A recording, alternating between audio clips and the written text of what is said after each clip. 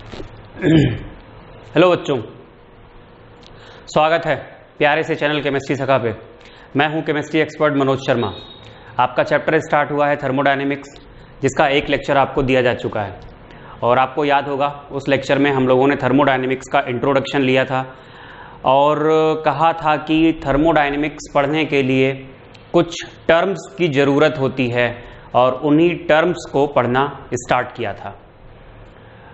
Terms में हम लोगों ने जैसे पढ़ा था system, surrounding, types of system, state variables, state functions, macroscopic properties, जिसमें इंटेंसिव, एक्सटेंसिव, ये सब हम लोगों ने डिस्कस किया था।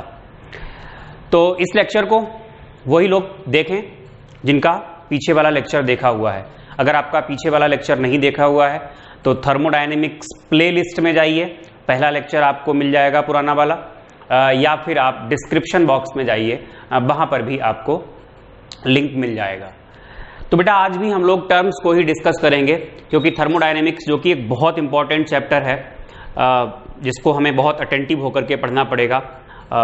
अगर आप थोड़ा सा डाइवर्ट हुए तो बहुत टफ हो सकता है ये आपके लिए। अगर डाइवर्ट नहीं होंगे तो बहुत इंटरेस्टिंग है, बहुत मजा आने वाला है। तो बेटा टर्म्स को ही कंटिन्यू करेंगे हम लोग, जो हम लोग पिछले लेक्चर में पढ़ रहे थे उसी को हम लोग कंटिन्यू करेंगे। हाँ, बस थोड़ा सा चेंज है। तो वो सारे टर्म्स आप लोग पहले एक बार देख लें, उसके बाद आप इसको कंटिन्यू करें। अगर आपका देखा हुआ भी है तब भी आपने जो नोट्स बनाए होंगे कॉपी पे, एक बार आप रिवीजन कर लें, उसके बाद यहां पर आए, इसको कंटिन्यू करें। तो बेटा जी हम लोगों ने जो आखिरी टर्म वहां पे पढ़ा था वो था मैक्रोस्कोपिक प्रॉपर्टीज, जो कि दो टाइप की थी, एक थी इंटेंसिव और एक थी एक्सटेंसिव। अब हम नेक्स्ट टर्म को कंटिन्यू करते हैं। नेक्स्ट टर्म हमारा है प्रोसेस।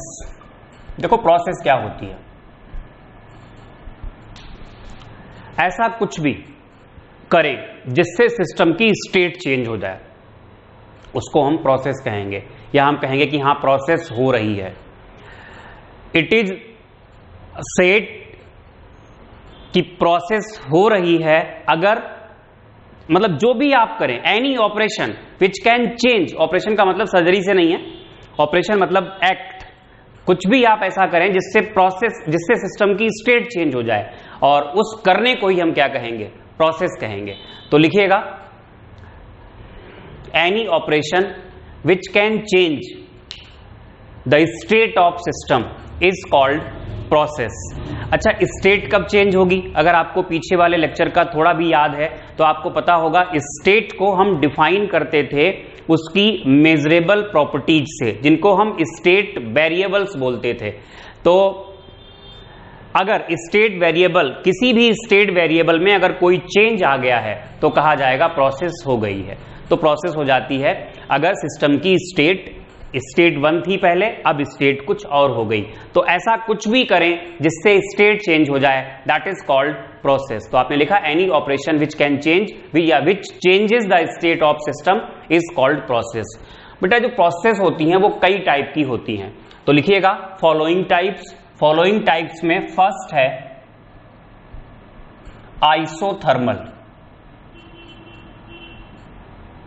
आइसो का मतलब होता है, वर्ड आइसो वर्ड का मतलब है सेम, और जो थर्मल वर्ड है वो टेम्परेचर के लिए है, राइट। तो इस प्रोसेस में क्या होगा, इस प्रोसेस में सब कुछ चेंज करें आप, कुछ भी चेंज हो कोई फर्क नहीं, बस टेम्परेचर कैसा रहना चाहिए। तो ज्यादा लिखाएंगे नहीं इसमें, टेम्परेचर कैसा होगा, कांस्टेंट। टेम्परेचर कांस्टेंट होगा, that is delta T. Delta T का मतलब हुआ चेंज इन टेम्परेचर, ये होगा 0। डेल्टा टी मतलब final temperature minus initial temperature, ये कितना रहेगा, 0। और अगर सिस्टम गैसियस है तो आपको याद होगा गैसियस सिस्टम में जो टोटल एनर्जी होती थी वो in the form of kinetic energy होती थी, और काइनेटिक एनर्जी तब तक चेंज नहीं होती है जब तक कि सिस्टम का टेम्परेचर ना चेंज हो। तो यहां पर हम ये भी कह सकते हैं इन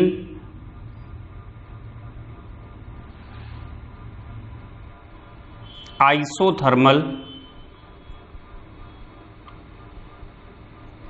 प्रोसेसेस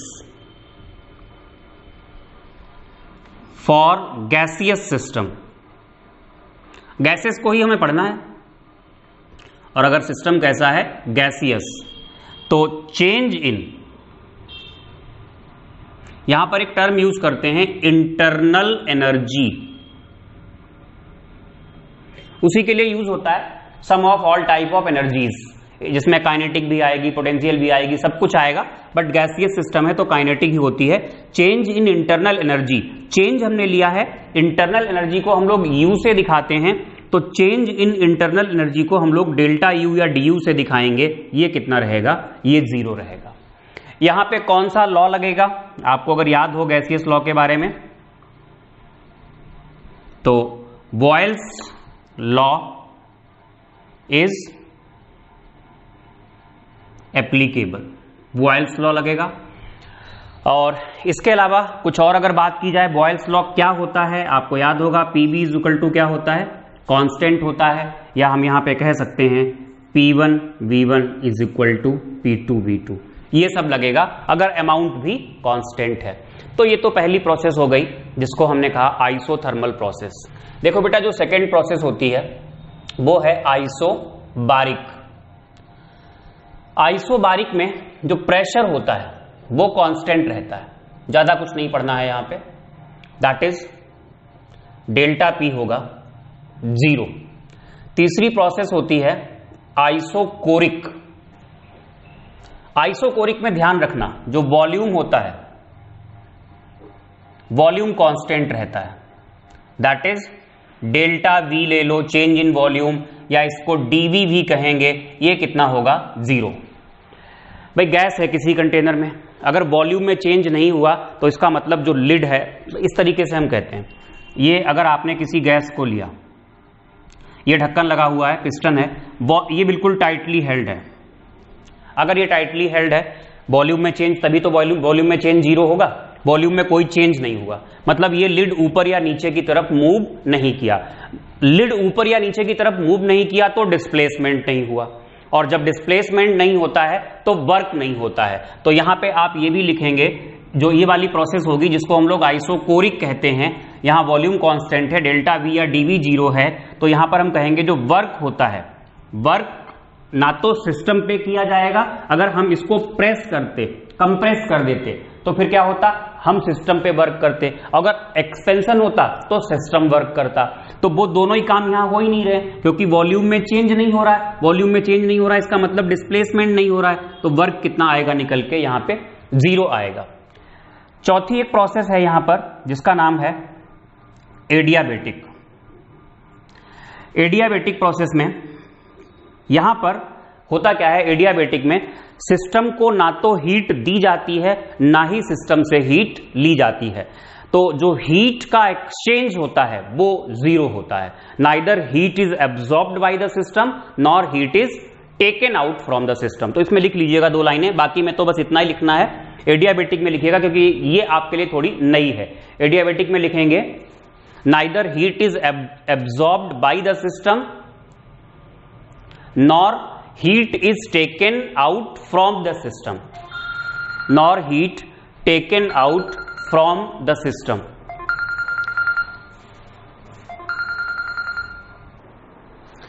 तो बेटा ना तो हीट एब्जॉर्ब की गई ना ली गई, तो यहां पर जो हीट को दिखाते हैं Q से, तो Q जो होगी वो यहां पर 0 हो जाएगी।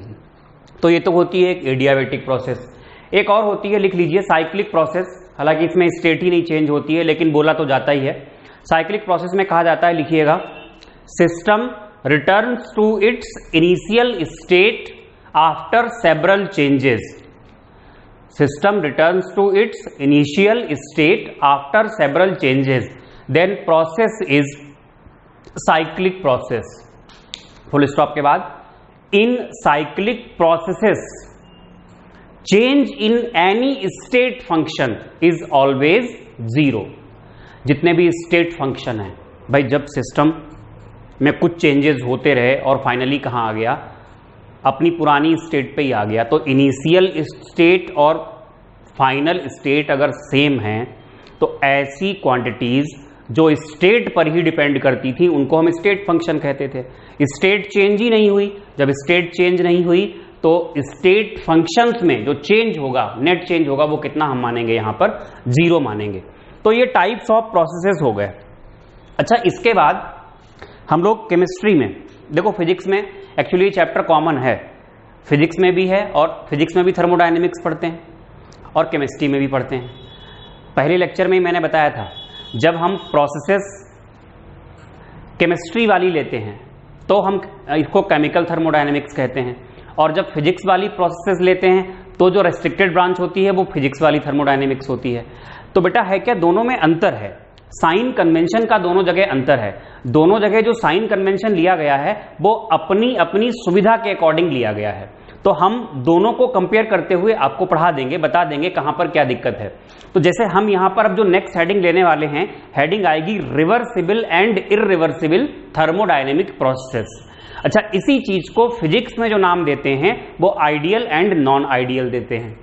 तो जो कॉन्सेप्ट्स आप लगाएंगे रिवर्सिबल में वो वहां लगते हैं आइडियल में, और जो यहां कॉन्सेप्ट लगाएंगे इररिवर्सिबल में वो वहां लगते हैं नॉन आइडियल में। तो फिलहाल हम केमिस्ट्री के अकॉर्डिंग पढ़ेंगे, तो केमिस्ट्री में आप लिखेंगे reversible and irreversible thermodynamic processes.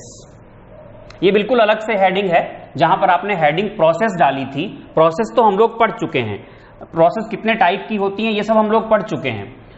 Basically है क्या, ये थोड़ा सा अलग है, प्रोसेस को डिफाइन करने का एक अलग तरीका है जिसको हम लोग अब पढ़ने जा रहे हैं, वो है reversible and irreversible thermodynamic processes. देखते हैं भाई क्या है।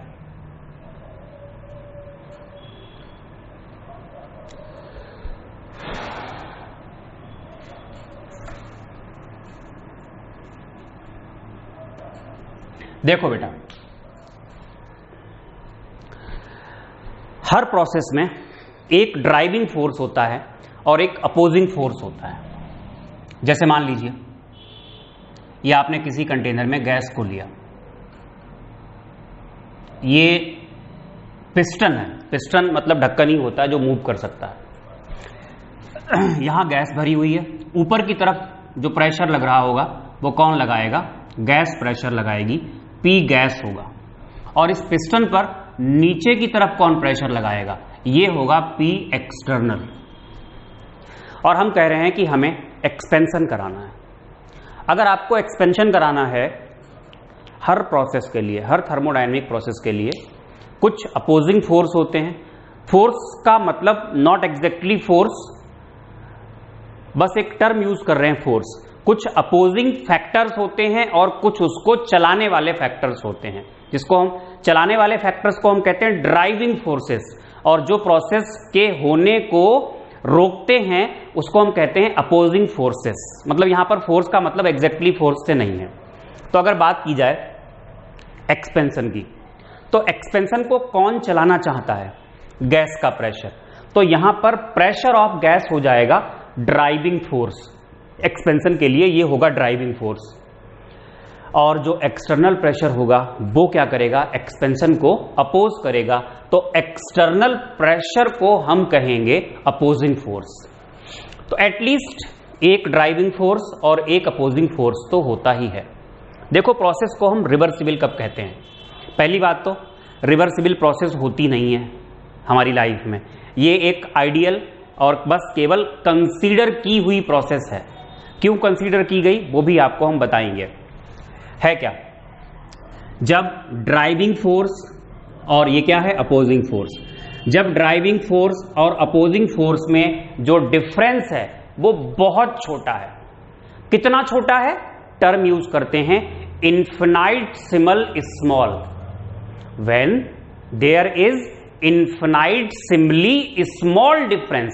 इनफिनाइटसिमली, जहां पर इनफिनाइट वर्ड आता है मतलब कैन नॉट बी डिफाइंड, इतना छोटा है, इतना छोटा है इन दोनों में अंतर, मतलब एक्सटर्नल प्रेशर और गैस के प्रेशर में जो डिफरेंस है वो इतना कम है, इतना कम है कि इनफिनाइटसिमली स्मॉल है, मतलब उसको हम बता नहीं सकते कितना है। तो जब ड्राइविंग फोर्स में और अपोजिंग फोर्स में जो डिफरेंस है वो इनफिनाइटसिमली स्मॉल होगा, तो ये जो प्रोसेस चलेगी वो बहुत धीरे चलेगी। कितने धीरे चलेगी, इनफिनाइटसिमली स्लोली। अच्छा, इन प्रोसेस में है क्या, क्या कहा जाता है, infinitesimal small increment in opposing force will reverse the direction of process. सब समझ में आ रहा होगा, सुनते जाइए, इनफिनाइटेसिमल वर्ड पे मत जाइए। मतलब ड्राइविंग फोर्स और अपोजिंग फोर्स में जो अंतर है वो कितना है, वो बहुत कम है। कितना है डिफाइन नहीं कर सकते। वो प्रोसेस बहुत धीरे चलेंगी, कितने धीरे चलेंगी हम लोग उनको डिफाइन नहीं कर सकते। और आपने अगर थोड़ा सा भी इंक्रीमेंट कर दिया अपोजिंग फोर्स में, कितना इंक्रीमेंट पता नहीं, इनफिनाइटेसिमल स्मॉल इंक्रीमेंट, तो फिर क्या होगा, प्रोसेस की डायरेक्शन रिवर्स हो जाएगी। ऐसी प्रोसेसेस को हम कहते हैं रिवर्सिबल थर्मोडायनेमिक प्रोसेसेस।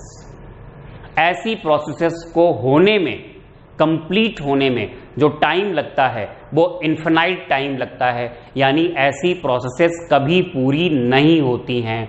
और लास्ट में एक बात, ऐसी प्रोसेसेस हमारी जिंदगी में नहीं होती हैं, ये केवल हाइपोथेटिकल या आइडियल प्रोसेसेस हैं। इनको लिया क्यों गया, क्योंकि जो ये वाली प्रोसेसेस होती हैं, ऐसी प्रोसेस में जो वर्क डन होता है वो मैक्सिमम होता है।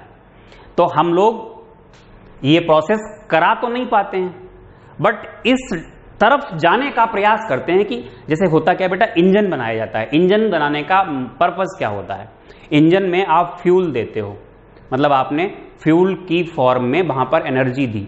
फ्यूल का होता है कंबस्शन। जैसे मोटरसाइकिल का इंजन है, तो आप चाहते क्या हो इंजन से, आप चाहते हो कि इंजन से हम वर्क करवाएं। कौन सा वर्क, मैकेनिकल वर्क। और उस मैकेनिकल वर्क को करवाने के लिए क्या करते हो, आप फ्यूल देते हो। फ्यूल का कंबस्शन होता है, जो कंबस्शन एनर्जी निकलती है, उस कंबस्शन एनर्जी को आप कन्वर्ट करवाना चाहते हो किसमें, वर्क में, मैकेनिकल वर्क में। लेकिन अगर 100 जूल की कंबस्शन एनर्जी है तो वर्क 100 जूल का नहीं मिलता है, वर्क 30-40 जूल का ही मिल पाता है। बाकी 60% एनर्जी बाकी चीजों में वेस्ट हो जाती है। हीट की फॉर्म में इंजन गर्म हो जाता है, नॉइज की फॉर्म में मतलब साउंड एनर्जी, तमाम चीजों में वेस्ट हो जाती है। लेकिन वो क्योंकि वो प्रोसेस जो मोटरसाइकिल वाली आपको बता रहे थे, वो रियल प्रोसेस है, वो इरिवर्सिबल प्रोसेस है, वो ऐसी वाली प्रोसेस नहीं है। अगर प्रोसेस ऐसी वाली होगी तो ऑलमोस्ट 100% एफिशिएंसी होगी प्रोसेस की। 100% एफिशिएंसी का मतलब है अगर आप 100 जूल की कंबस्शन एनर्जी दे रहे हो तो 100 जूल का ही आपको वर्क मिल जाएगा। तो हमने ये प्रोसेस कंसीडर इसलिए की क्योंकि थ्योरेटिकली इसमें ये चीज ड्राइव की गई है कि इस प्रोसेस में जो वर्क होता है वो मैक्सिमम होता है। 100% तो खैर नहीं होता है क्योंकि एक्सपेंशन वर्क भी जाता है, बताएंगे आपको क्या होता है एक्सपेंशन वर्क, लेकिन फिर भी यहां पर जो वर्क होता है वो कैसा होता है, मैक्सिमम। तो हम लोग जो है इस डायरेक्शन में काम करते हैं।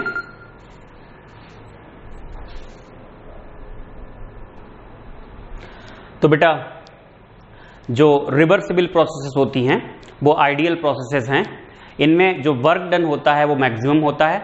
तो इनको थ्योरेटिकली कंसीडर तो कर लिया गया, लेकिन ये रियल लाइफ में नहीं होती हैं। हम इनकी तरफ, जैसे कोई भी इंजन बनाते हैं या कोई भी प्रोसेस कराते हैं, तो हम उन कंडीशंस को फॉलो करने की कोशिश करते हैं जो आइडियल की तरफ हो या रिवर्सिबल की तरफ हो, सो दैट एफिशिएंसी ज़्यादा से ज़्यादा हो। तो इसको एक मतलब आइडियली कंसीडर कर लिया गया है, लेकिन कोई भी प्रोसेस रिवर्सिबल होती नहीं है। तो रिवर्सिबल कौन सी हो गई, जहां पर ड्राइविंग और अपोजिंग फोर्स में अंतर कितना होगा, इन्फिनाइटेसिमली स्मॉल। बहुत स्लो चलेंगी, कितना, इन्फिनाइटेसिमली स्लोली।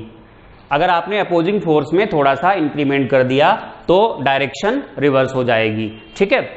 और इसके अलावा ये कंप्लीट होने में इन्फिनाइट टाइम लेती हैं, कभी कंप्लीट नहीं होती हैं, और ये आइडियल होती हैं, रियल लाइफ से इनका कोई लेना देना नहीं होता है। इरिवर्सिबल कौन, हाँ, रिवर्सिबल में एक खास बात जो आपको ध्यान रखनी है, रिवर्सिबल प्रोसेस में एक्सटर्नल प्रेशर और गैस के प्रेशर में जो डिफरेंस होता है वो बहुत छोटा होता है, इन्फिनाइटेसिमल स्मॉल होता है। तो रिवर्सिबल में हम ये ले सकते हैं, रिवर्सिबल प्रोसेस के लिए, फॉर रिवर्सिबल प्रोसेसेस हम P एक्सटर्नल और जो P गैस है दोनों को बराबर मानते हैं, जैसा कि फिजिक्स में आइडियल में मानते हैं। तो ये होता है बेटा, एक बहुत बड़ा डिफरेंस आएगा फिजिक्स और केमिस्ट्री में।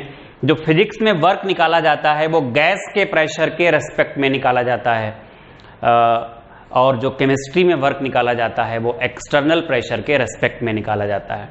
तो दोनों का जो वर्क का कन्वेंशन होता है वो अलग अलग आता है। जब आपको हम वर्क पढ़ाएंगे तब बताएंगे। तो आप, अच्छा, इर्रिवर्सिबल कौन सी हैं? इर्रिवर्सिबल वो हैं जिसमें जो अपोजिंग फोर्स है और जो ड्राइविंग फोर्स है उसमें जो डिफरेंस होता है वो सिग्निफिकेंट होता है, वो फाइनाइट डिफरेंस होता है। ऐसी प्रोसेसेस अच्छे खासे रेट के साथ चलती हैं और एक निश्चित समय में पूरी हो जाती हैं। और जो इर्रिवर्सिबल थर्मोडायनेमिक प्रोसेसेस होती हैं उनमें जो एक्सटर्नल प्रेशर होता है वो कांस्टेंट माना जाता है। तो ये डिफरेंस है। और जो इर्रिवर्सिबल प्रोसेसेस हैं उन्हीं को हम स्पॉन्टेनियस, मतलब होने वाली प्रोसेसेस या फिजिबल प्रोसेसेस जो हो सकती हैं, बोलते हैं, और यही हमारी लाइफ में होती हैं। तो थोड़ा थोड़ा लिख लीजिए।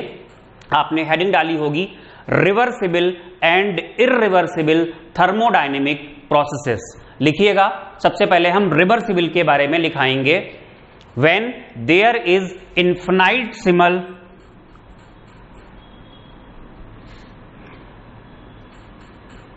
स्पेलिंग सही होनी चाहिए ऑलमोस्ट, एक बार कंफर्म कर लेते हैं।